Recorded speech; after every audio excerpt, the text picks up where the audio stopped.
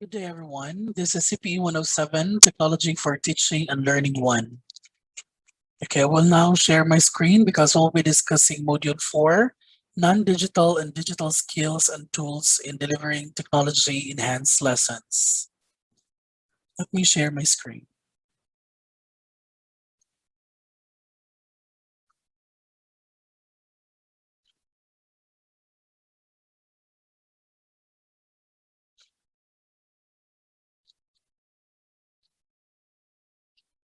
Okay, so I hope the screen is now visible. So again, we will be discussing Module 4, Non-Digital and Digital Skills and Tools in Delivering Technology-Enhanced Lessons.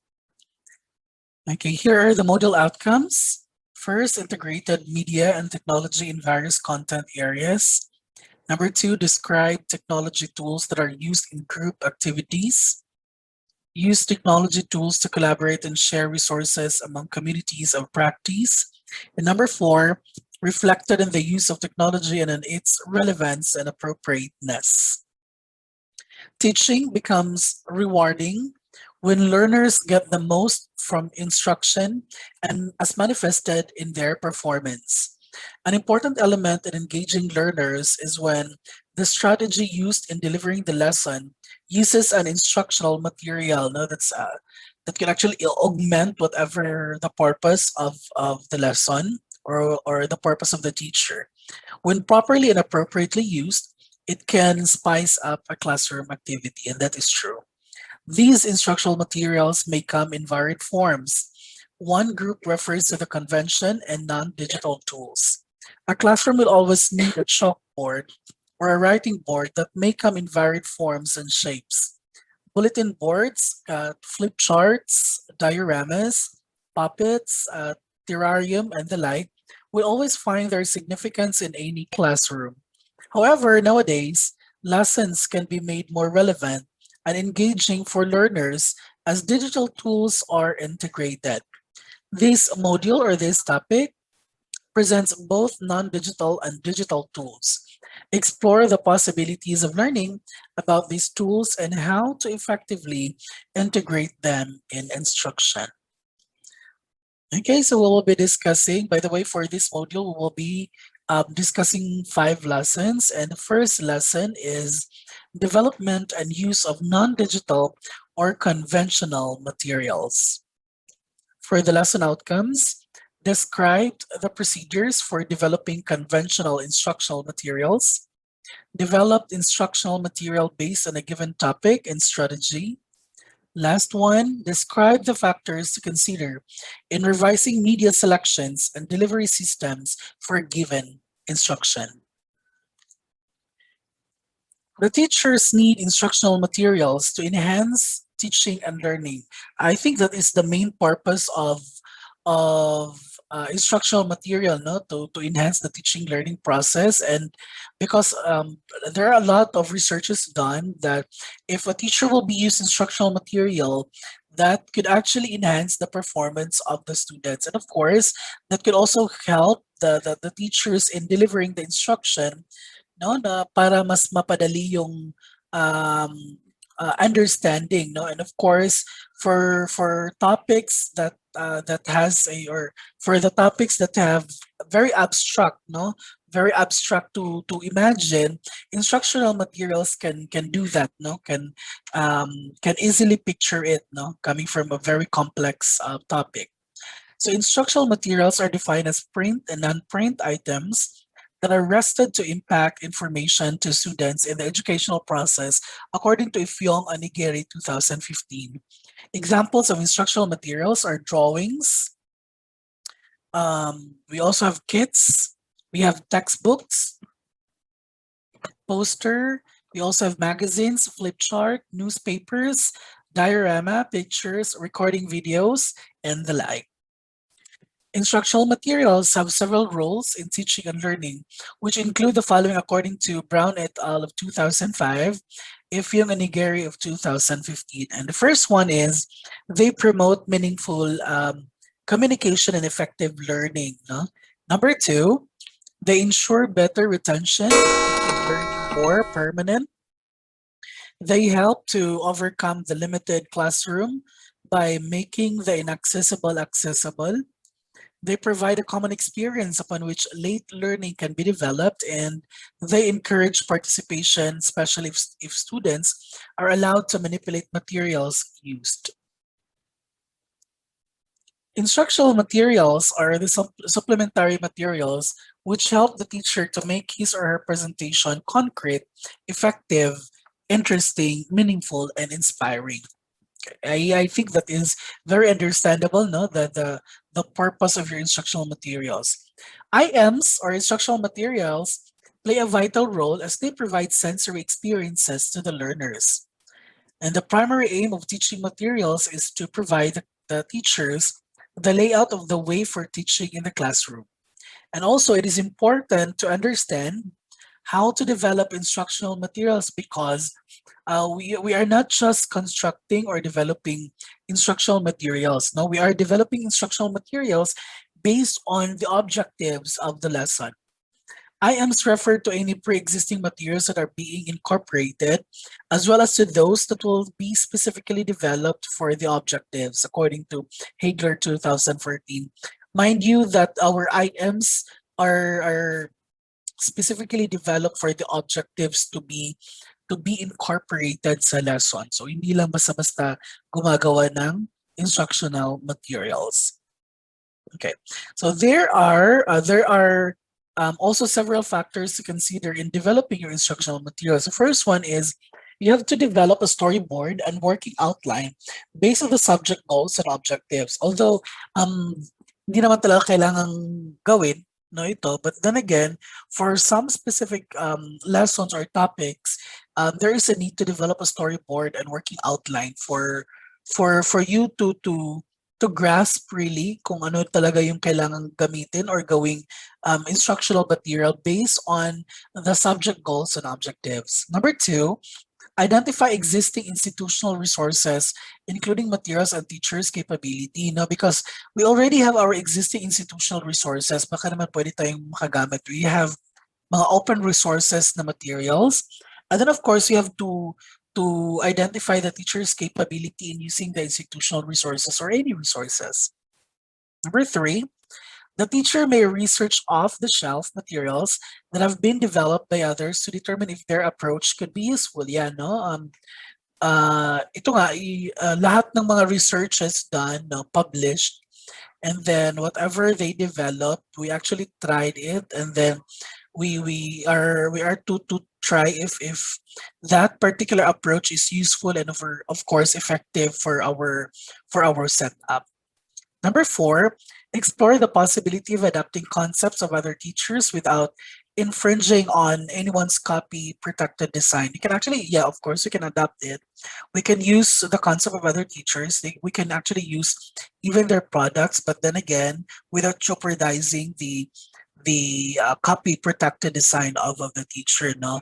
So how to do it? Of course, we have to acknowledge kung saan ang galing yung idea, kung saan ang galing yung resources, and so on.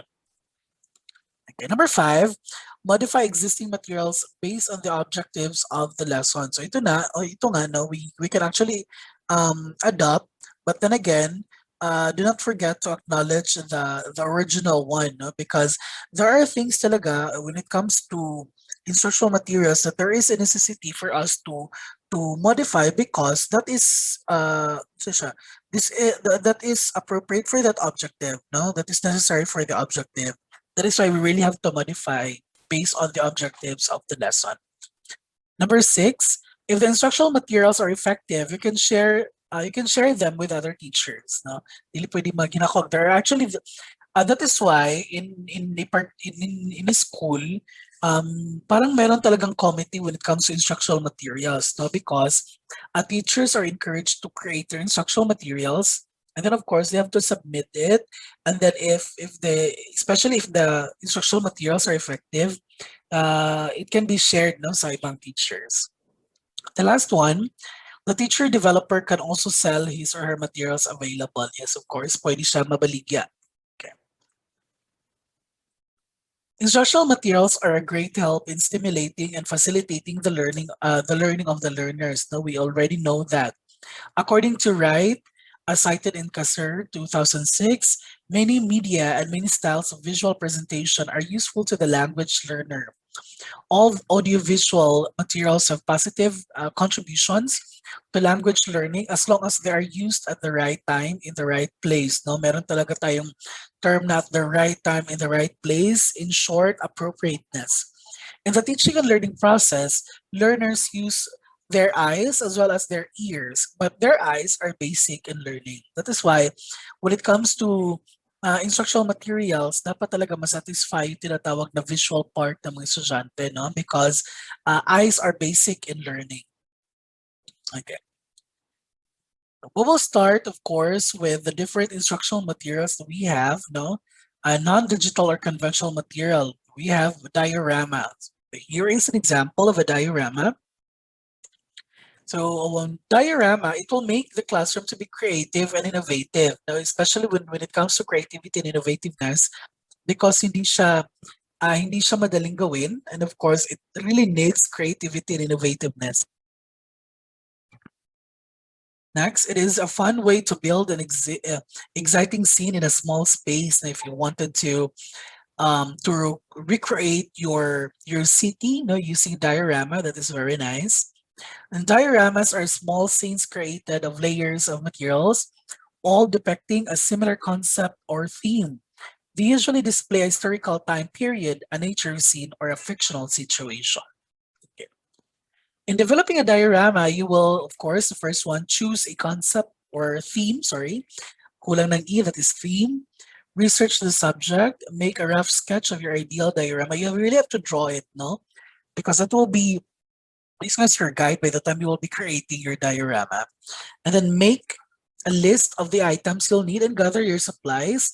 And of course, select a container or box. Dapat ang box din maganda, no? Next, we have nature table.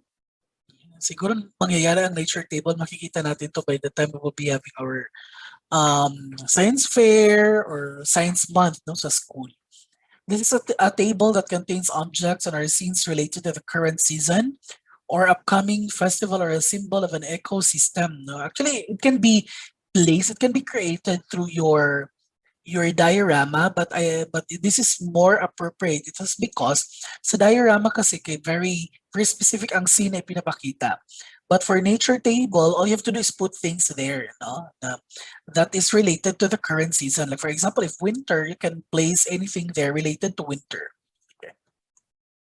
Children love to follow the natural changes that the world offers each month, and classroom decorations reflect this. So actually, pwede siyang maging classroom decoration, nakadepende, no?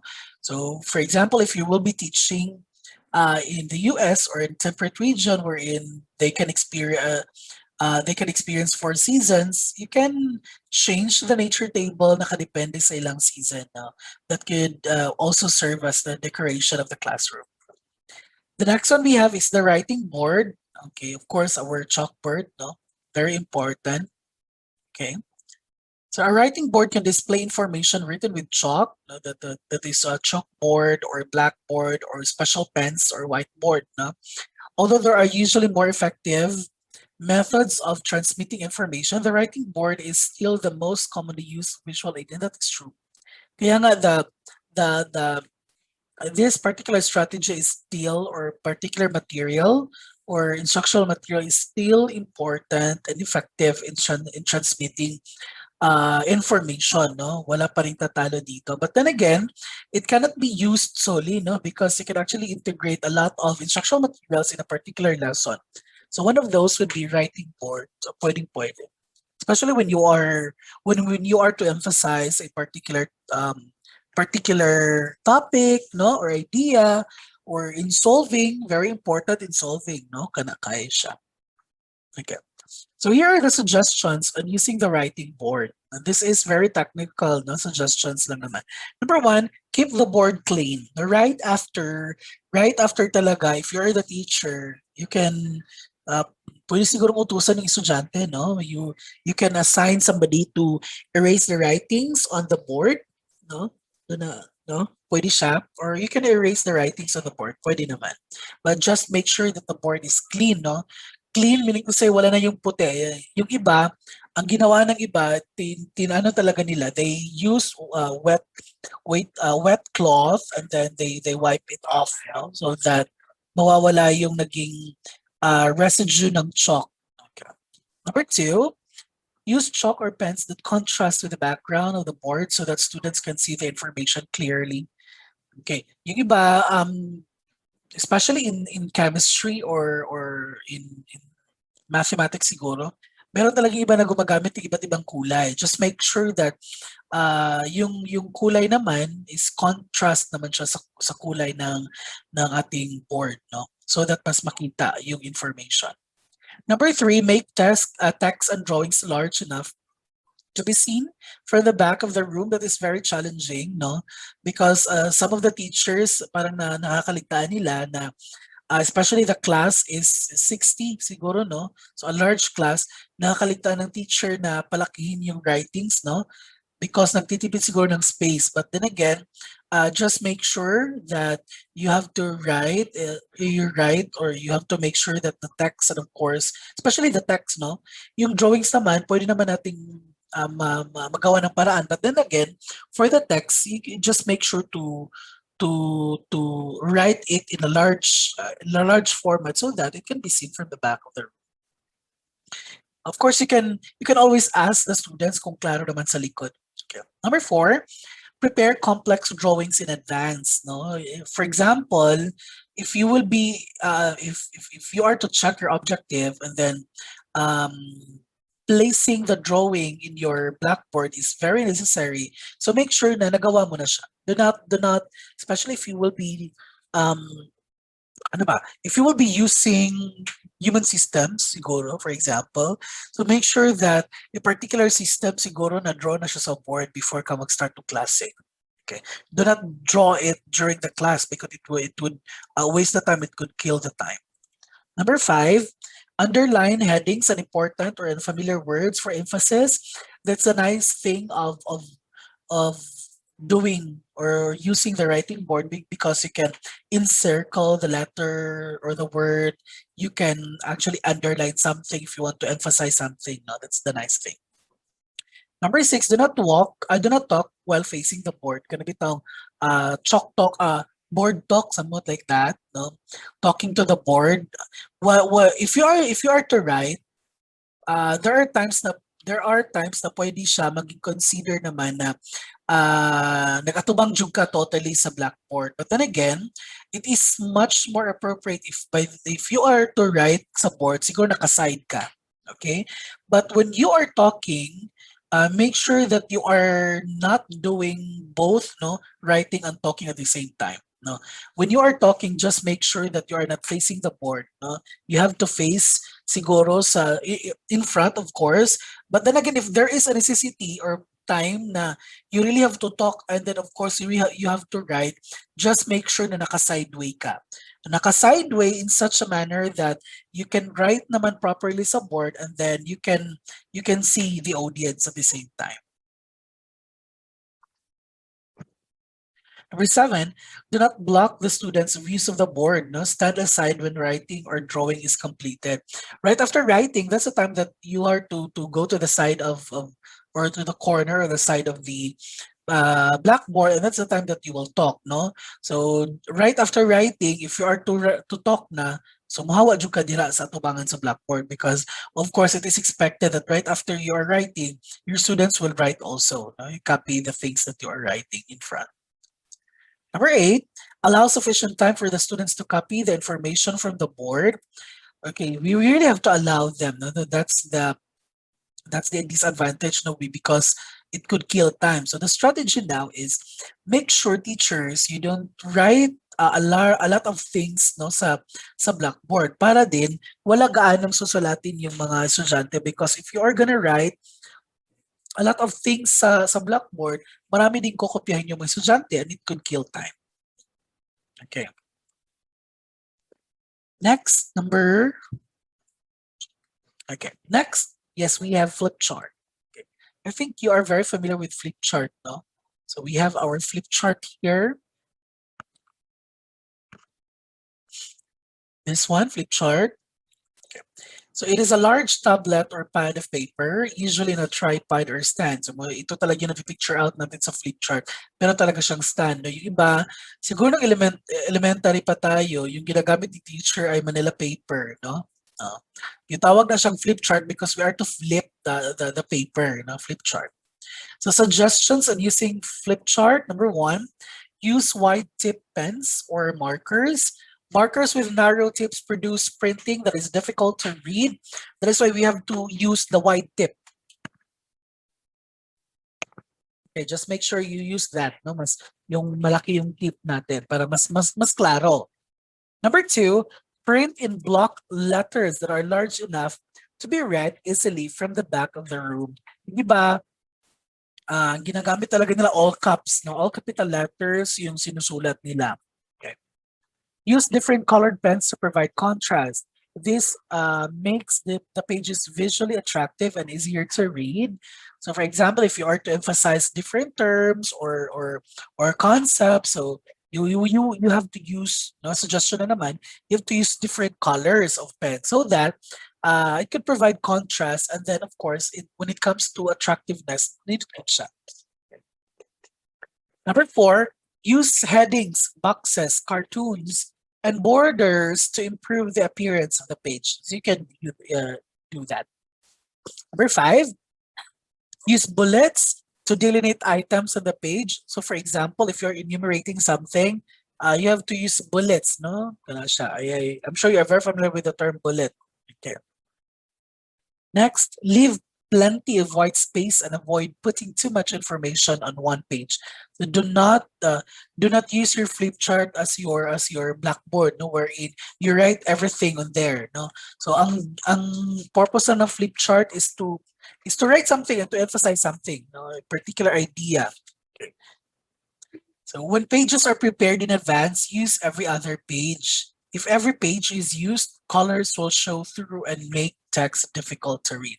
So kung if you are to prepare daw in advance your flip chart, make sure na meron kang bakanteng isang papel before you write to another one, no? Kasi nga, mean to say, if you are to write sa first page, sa second page, wag kang magsulat dyan, doon ka na sa third page magsusulat, no? Because so that hindi mag-blot yung paper. Especially if you will be using yung mga wide tip na markers, there is a big chance na pwede siyang mag-blot sa next page. No, kung mag-blot siya sa next page and then magsusulat ka pa dyan, ang messy siya tingnan. Okay? That is why use every other page, no, if you are going to prepare in advance your flip chart. Have masking tape available to put pages up around the room during brainstorming and problem-solving activities. No? Number 9, to hide a portion of the page, hold up the lower portion of the page and tape it. When ready to reveal the information, remove the tape and let the page drop. No? For example, yung nasa picture, siguro may drawing si teacher dyan, and then hindi pa gusto ni teacher na i-reveal, siguro i-fold na ni teacher by half. All you have to do is to fold the lower portion, no? So katong nasa lower portion, i-fold siya, no? Siguro pa half, and then you have to tape it. Pwede naman hindi gumamit ng tape, you can use clip, no? Basta lang ma-cover siya. And by the time you are ready to reveal the information, that's the time you have to remove the tape or the clip and then let the page drop.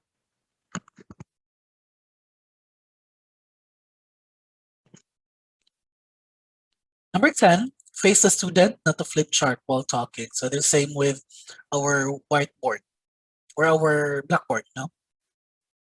Next is Zig Zag Board. Ito yung Zig Zag Board natin, parang malaking panel. Okay.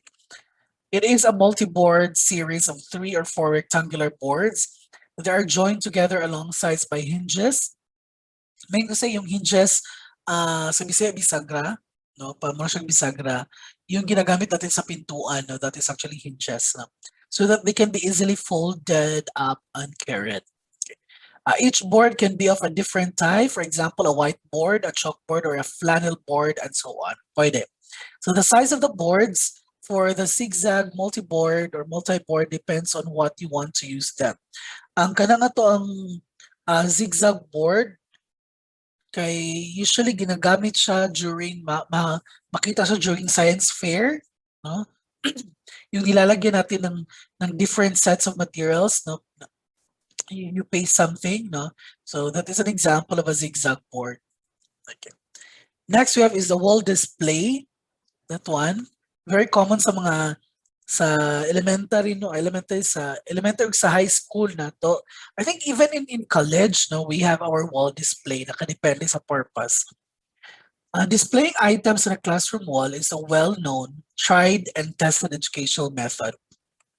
A wall display is a collection of many different types of items and materials put up on a wall to make an interesting and informative display. In a classroom, the display can consist of students' own work, pwede, no? Mga best work ng mga estudyante natin, pwede. Or in development work, it can be used to convey information to the community, pwede. Or pwede siyang maging concepts, like for example, in language, in English, pwede siya maging terms, no? And then pwede siyang maging vocabulary wall display, somewhat like that. Next would be your rope and pole display board. Yeah, very literal. You have your rope and then your pole. Okay. So this board consists of two parallel horizontal poles tied loosely together with rope. Visual aids such as posters can be pinned to the rope. Ang pinaka-appropriate na yung mga pictures, no? This kind of display board is invaluable where there are few solid walls for displaying information. It has no solid backing and can be made quickly for teaching, training, and when working with communities. So for example, kung siguro wala ka talagang wall, no, solid wall, hindi naman pwedeng um, you have to paste anything there. So you can actually use this one, no, as your substitute. But then again, there is a limitation because ang malalagay lang natin would be posters, no? Hindi din pwedeng malalaki, yung maliliit lang because nga very loose ang pagka-tie nito. Therefore, may chance na baka babagsak siya. Okay. So may mas malaking limitation. Okay. So here are the guidelines when designing your conventional instructional materials. Here, what do we make conventional? When we say conventional, the traditional, somewhat like that, the old way of doing it, that's conventional. Okay, that is why non-digital or conventional materials. So una, unity. Use only one idea for each visual aid and include a headline. So for example, kung ang visual aid mo is all about grammar, do not include another topic. No? So do not include what you call this, figure of speech. No? So kung grammar lang yun ang siyang visual aid.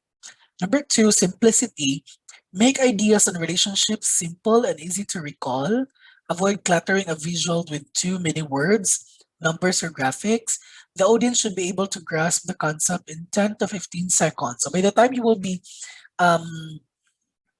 constructing your instructional material, the main purpose kasi, or one of the main purpose of or main functions of your instructional materials is for them to grasp the topic easily, no? So dapat mas madali nilang maintindihan na by the time they will see the instructional material according to here in just a span of 10 to 15 seconds, naiintindihan nila kung ano yung ibig sabihin ng lesson or ng instructional material. So it is not an instructional material kung sila mismo meron pa ding confusions, no, sa pinapakita ko. Number three, legibility. Make letters big and readable for all in the audience. Okay. Number four, consistency. Use the same type, style, and art style. No. As for me, if you're going to look at my PowerPoint presentation, sa isang module, ang dami ng lessons 1 to 5. The main reason why I did not separate it is because I wanted it for the whole module na the same lang yung style at saka art style. No? Type style and then art style. Number 5, clarity. Avoid type that is too small to read. No, avoid all caps. No? Pangit yung tingnan ng all caps. All you have to do there is to write or to write it legibly. So make sure you have to use big letters, not all capital letters, no? Because it's not so good. No? Number 6, quality, of course. Make it neat and professional. And remember to proofread. make sure that before natin gamitin yung instructional materials natin, balikan natin yung mga spelling at saka yung grammar, no? Because, okay, but anyway, kung meron naman talagang nakaligtaan, no? Hindi talaga nakita ng ating mga mata. During the discussion, of course, you have to correct it. Yeah, that is the correct spelling. That is the way that should be constructed, something like that. Okay. Okay. So it is necessary to be receptive or open to the possibilities of the use of instructional materials. Yes, of course. No. So instructional materials are of many kinds. We have textbooks, we have audio, we have video cassettes, we have handouts. I am talking about the conventional materials here. Charts, no, teaching aids of various kinds which can all be used for different purpose by the teacher. The classroom instructional materials do not mean only the materials available in the market, no, kanang nabibili natin, especially punta tayo ng, ano ba, ang tawag nun? Crown paper, stationery. Bumibili tayo ng poster, somewhat like that, no? Meron ng mga pre-made ng mga conventional materials or conventional instructional materials. So hindi lang yun, you can actually construct or develop our own. So there is no substitute for hands-on experience in creating instructional materials. So that is why isa din sa mga characteristics ng mga teachers, teachers are very creative and innovative. No? That is true. Okay. The following are suggested steps in developing instructional materials. Okay. The first one, find existing materials that may be adapted or amended to meet your needs. Of course, no naman. For us, no, because there are a lot of instructional materials na. Sabi ko nga, there are a lot of pre-made instructional materials. But then again, you have to check if that is appropriate to your needs. And then you can, of course, adapt or amend. You can actually adapt, you can modify the existing material to meet the needs of the students, and of course, to meet the needs of your objectives. Number two, use tools to create new instructional materials that help plan and carry out the development process. Number three, implement pre-production activities before materials are created. Okay. Ano ibig sabihin ng pre-production activities? Siguro parang trial. No? Ano siguro na kay pa-trial. Okay. Number four, schedule the crafting of the storyboard if you are using storyboard. No? Number five, when developing content, provide contextualizing elements. Collaboration, we have role play, we have case studies. Okay. So that is the end of lesson 1. Thank you for listening, and lesson 2 will follow immediately.